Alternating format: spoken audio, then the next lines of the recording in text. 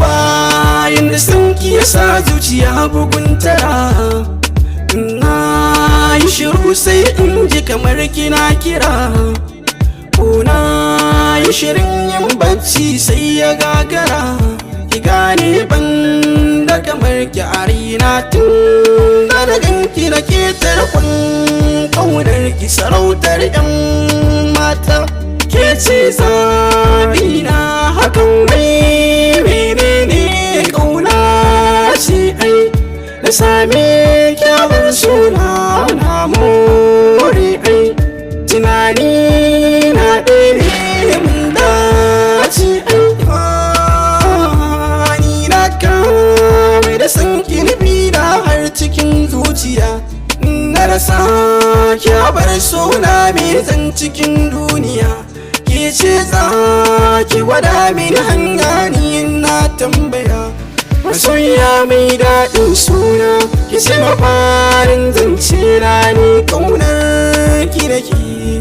Na shaida ke mai kunya ce ga kyan halayen kar ke ba a samu ba ashe ko da an hikaya. Da mutuwa ta raba ni da ke ni kam na ga izaya. Ni ke fi so ke zan kalla domin kina kan yadan hula. Hanyar da kike bi zan bulla.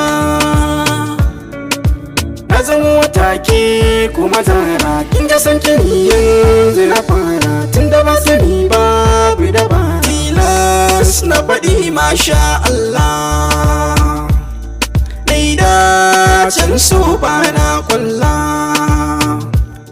ni ta wagwanar ba ta talla. Ni dai ke nake so kin sani ne kin mini domin ke na zaɓa zuwa su nuna mini. Duba san kiran ya kama har gini ni kan san kisan ba na ji ba na gani. Raina kan ki zan bada fansa kin sani mai sharan hawaye ke ce ni na sani. Fata na ko yaushe ki zanwar ƴaƴana mabuɗin sirri na cikon numfashi na. Na ce da ke amaryata ke gwaki ce an gona ta gwada sauri gefe na zo zauna. Ki kadai nake so san baki da aibi cikin zuciya take ɗaya ce ba sauran gurbi. Ke da sabani a duniya ta ke kadai ce wadda ba kamar ta.